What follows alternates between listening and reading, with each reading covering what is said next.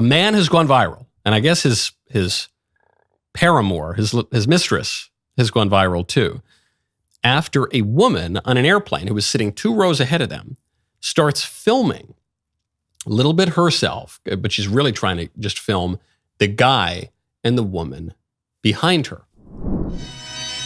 You can see I'm blurring out the guy's face and the mistress's face because this seems pretty disordered. We'll get into what's going on here in a second. The woman writes in the comment of her video, if this man is your husband flying United Airlines flight such and such from Houston to New York, he's probably going to be staying with Katie tonight. Oh, I probably shouldn't have said the name. Him and Katie, so, you know, it should be he. It should be in the nominative, not the accusative. But obviously this woman who's filming this has a couple of screws loose. Him and Katie met at the airport bar and haven't left each other's side since then. He convinced her to change her seat so she could sit next to him and they could drink. I don't know his name, but know hers because he keeps saying it. He's also said his 8-year-old daughter danced for the Astros opening night. He's from this town in Texas, says he's a surfer, got a new surfboard, supposedly president of the company he works for, and flying to New York for business. I wouldn't have known he was married if he hadn't been wearing his wedding ring. Excuse me, rubbing my eye. I didn't know what else to do to self-record. Ha ha. Ha ha face. Do your thing, TikTok. # find the wife. Then this woman posts a follow-up video update. They were making out and ended up in the bathroom together. What a psycho this woman is. Put aside the guy and the mistress. We'll get to him in a second. What a complete psycho this woman is on the airplane. Would it ever occur to you, first of all, to mind people's business this much? Would it ever, you're sitting on an airplane, I don't care if someone starts jumping up and doing jumping jacks in the aisle. I'm pretty much going to ignore them and I'm going to sit there and I'm going to have my drink and I'm going to read my book or do my work and maybe I'll eat some peanuts. What kind of a woman what kind of a gossipy, wicked woman involves herself so much in other people's private affairs? Affairs, I guess, pun unintended there. Whatever this man has done to harm the institution of marriage, this woman is doing much more. This is really totally inexcusable. What could this possibly accomplish? First of all, maybe the guy's cheating on his wife. Maybe he's not. I don't know. Maybe the guy's, I guess he's married. He's wearing a wedding ring. Maybe he's a widower. Maybe his wife just died. Maybe that's not likely. Maybe it is. He's still wearing the wedding ring. Maybe he's divorced. I don't support divorce, but maybe that's the situation. Maybe this is some weird role-playing fantasy that a man and his wife have on an airplane. I don't know. People do weird stuff.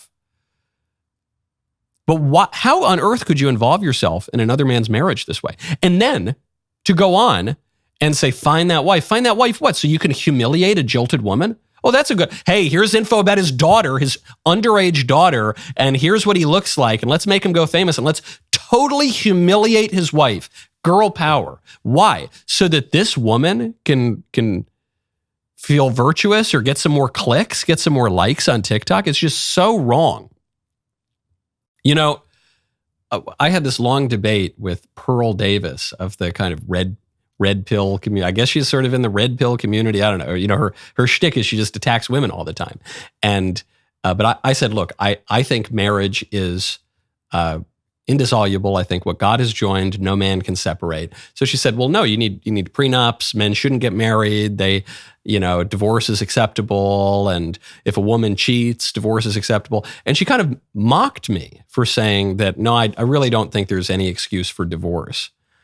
And she mocked me as being too soft on women or something. But I'll defend the men just as much as I'll defend the women. And because really I'm not defending a man or a woman. I'm defending the institution of marriage, which is a natural institution. And in my view, a sacramental institution. And it's the building block of society. So this doesn't, let's say this guy is a cheater. Maybe he's a cheater. Maybe he's an adulterer. That's awful. It's terribly sinful.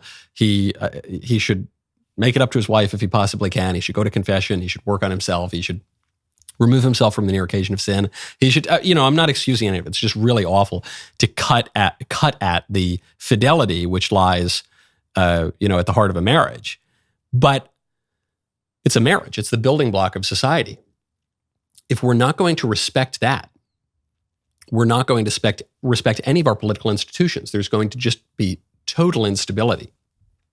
This woman, I guess what's so offensive about this video to me is this woman is pretending as though she is defending marriage. She's not. She is trying to destroy this guy's marriage and humiliate his wife so that she, some individual woman, some prideful individual woman, can get more clicks on TikTok.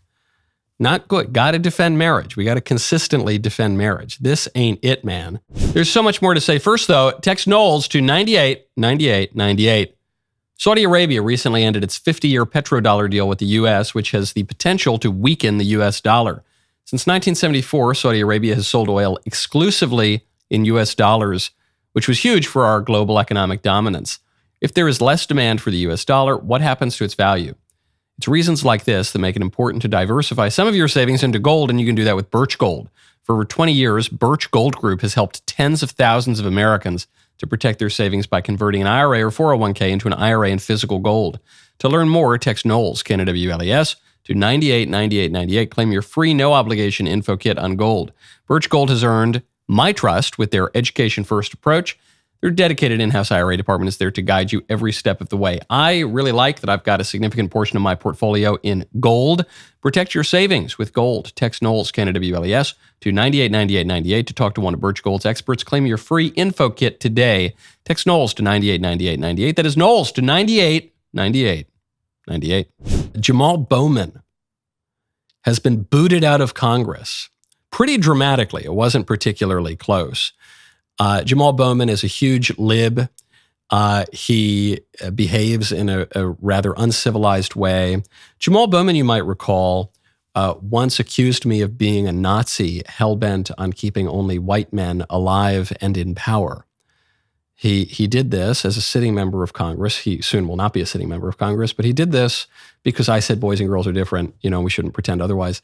And so he called me a Nazi hell-bent on keeping only white men alive and in power. I'm not sure where he got that from. Someone pointed out, I'm not even all that white. You know, the children of the Mezzogiorno have always been a little bit of a racially liminal people. But even if I, didn't get tan in the summer, where he got that idea from, I don't know. There's a little extra irony to Jamal Bowman's political demise, which is that, look, he was going to lose.